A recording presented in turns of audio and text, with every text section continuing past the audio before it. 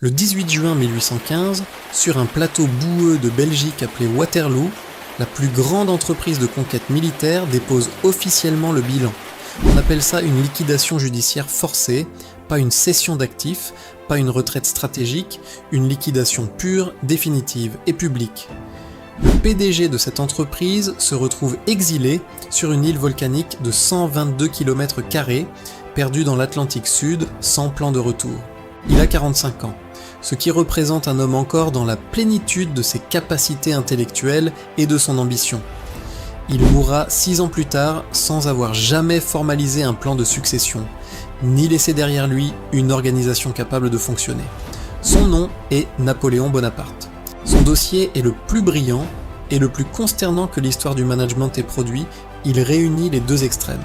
Cet homme avait tout: talent stratégique, ressources illimitées, timing historique exceptionnel et un accès total au pouvoir sans contre-pouvoir. Et il a quand même trouvé le moyen de tout perdre 2 fois de suite. Pas une fois, 2 fois. Une défaite unique peut s'expliquer par la malchance ou la météo. 2 défaites consécutives, c'est un problème de gouvernance, pas de fortune. 1769, la Corse est cédée à la France par Gênes dans une transaction immobilière où les habitants n'ont pas été consultés. Napoléon naît à Ajaccio, dans une famille de petite noblesse, un profil fort potentiel, réseau structurellement inexistant. Il entre à l'école de Brienne à 9 ans, un détail fondamental pour comprendre la psychologie qui gouvernera ses décisions futures. À Brienne, il est l'élève étranger, le camarade pauvre, moqué pour son accent corse et son nom difficile à prononcer. L'humiliation d'un enfant intelligent produit soit la résignation, soit une rage productive d'une intensité difficile à contenir. Napoléon choisit la seconde option avec une conviction absolue qui ne le quittera jamais, y compris quand elle deviendra sa perte.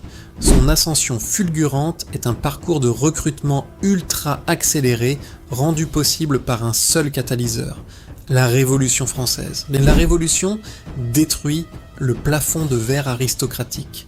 Du jour au lendemain, les postes de général s'ouvrent au mérite. Napoléon a du mérite. Beaucoup de mérite. Et une capacité à le démontrer sous pression que ses contemporains n'ont pas. En 1793, il a 24 ans et prend le commandement de l'artillerie au siège de Toulon, ville tenue par les Britanniques. Tous les officiers ont raté l'analyse tactique. Napoléon identifie une position stratégique, le fort L'Aiguillette, négligé par ses supérieurs. Il bombarde la position avec intensité et contraint les Britanniques à évacuer. Résultat, promotion au rang de général de brigade à 24 ans. En 1795, il sauve le gouvernement d'un coup d'état royaliste par une réponse de force disproportionnée qui devient sa signature. En 1796, il prend l'armée d'Italie, une force affamée et démoralisée. Il la transforme en machine de guerre en 6 mois. La campagne d'Italie est une masterclass en disruption. Identifier le point de rupture de l'adversaire et l'exploiter plus vite qu'il ne réagit. C'est la stratégie d'une start-up agressive face à un monopole. Pas de confrontation frontale, mais une pénétration ciblée sur la faiblesse structurelle. Novembre 1799. Coup d'État du 18 Brumaire. Il renverse le directoire et s'installe premier consul avec des pouvoirs totaux. En termes corporate, c'est un management buyout hostile, prise de contrôle totale et nomination à la présidence sans vote des actionnaires. Entre 1789 et 1807, il réforme simultanément l'intégralité des structures d'un État de 30 millions d'habitants, en temps de guerre. Le Code civil de 1804 unifie le droit de propriété, de la famille et des contrats dans un corpus cohérent et universel. Il crée la Banque de France, les préfectures, les lycées et négocie le Concordat de 1801 qui réconcilie la France avec l'Église. S'il s'était arrêté là, il serait considéré comme le réformateur le plus efficace de l'histoire occidentale moderne. Le problème, c'est que son modèle économique reposait sur la conquête permanente, architecturalement incompatible avec l'arrêt volontaire. Sans conquête, pas de financement. Sans financement, pas d'armée. Sans armée, pas de légitimité. C'est une boucle fermée, sans issue. Le mélon napoléonien se développe après Austerlitz, sa plus belle bataille, qui a produit un effet secondaire psychologique désastreux. Napoléon a commencé à croire qu'il était imbattable et que les avis contraires de ses maréchaux relevaient de l'incompréhension. C'est le biais de confirmation. Plus on se croit invincible, plus on rejette les signaux qui nous exposent à une erreur proportionnelle. En 1807, il commet l'erreur de recrutement la plus coûteuse.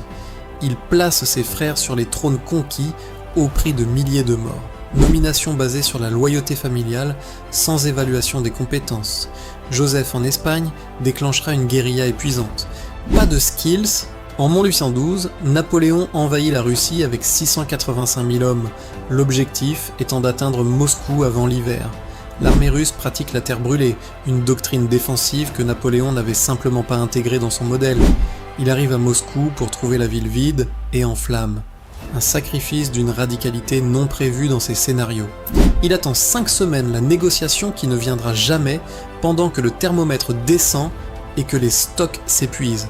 La grande armée repasse les frontières à moins de 100 000 à cause du froid, de la faim et de l'effondrement logistique. C'est la faillite opérationnelle la plus documentée de l'histoire et elle était entièrement prévisible. Silence Radio. Napoléon ne perd pas définitivement en 1812. Il est exilé en 1814 sur l'île d'Elbe, une retraite dorée mais humiliante. En mars 1815, il en repart avec 1000 hommes et marche sur Paris en 20 jours sans tirer un seul coup de feu. C'est le retournement politique le plus spectaculaire, une reconquête intégrale par la seule force de la réputation d'un homme. Cela révèle le problème. Ce n'est pas un homme incapable, mais un homme incapable de construire quelque chose qui fonctionne sans lui. À Waterloo, il affronte Wellington et Blücher. Il commence la bataille avec 4 Heurtechfader de retard, une décision déconseillée par ses généraux. Napoléon avait centralisé l'intégralité des décisions sur sa personne par incapacité psychologique à accepter qu'un subordonné prenne l'initiative. Il avait formé des exécutants brillants, mais pas des stratèges autonomes. C'est le piège du leader omniscient. Le code civil, les préfectures, les grandes écoles, tout ce qui était institutionnel a survécu et constitue son vrai legs. Napoléon a été vaincu par son incapacité structurelle à bâtir une organisation qui le dépasse et à déléguer sans contrôler. C'est une leçon universelle sur la concentration totale du pouvoir décisionnel dans un cerveau unique, sans mécanisme de correction. Napoléon a occupé l'Europe avec une maestria incomparable. Il ne l'a jamais bâtie pour qu'elle dure sans lui. Et c'est la différence fondamentale entre un conquérant et un bâtisseur. Que retenir définitivement du dossier Napoléon Bonaparte ? Il était un stratège militaire d'un talent exceptionnel sur ce point, aucune discussion sérieuse n'est possible. Soutenir le contraire serait de la malhonnêteté intellectuelle élémentaire. Il était un réformateur institutionnel d'une efficacité rare et durable. Le code civil encore en vigueur dans 40 pays 2 siècles après sa rédaction est une performance législative que ses contemporains n'ont pas approchée. Mais il était un dirigeant affligé de 2 incapacités structurelles qui ont transformé ce legs en une simple parenthèse de 20 ans. Première incapacité, déléguer sans contrôler, former des successeurs autonomes et accepter qu'une décision prise sans lui puisse être juste. Deuxième incapacité, s'arrêter. Reconnaître quand la consolidation des acquis est plus précieuse que l'expansion. Faire primer la durabilité sur la croissance permanente. La leçon universelle. La brillance personnelle non structurée est une bombe à retardement.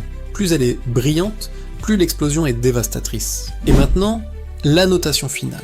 Vision stratégique offensive, 20 sur 20. Capacité à construire des institutions durables, 14 sur 20. Délégation et construction d'une équipe autonome, 3 sur 20. Affligeant, Waterloo est à la facture directe et documentée de cet échec structurel.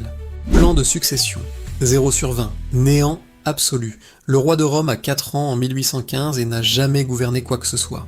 Gestion du mélon personnel, 1 sur 20. Capacité à s'arrêter au moment optimal, 0 sur 20. Il a fallu 2 exils forcés pour y arriver. Ce qui représente plusieurs millions de morts à travers l'Europe sur une décennie. C'est consternant. Nul. Allez, à plus.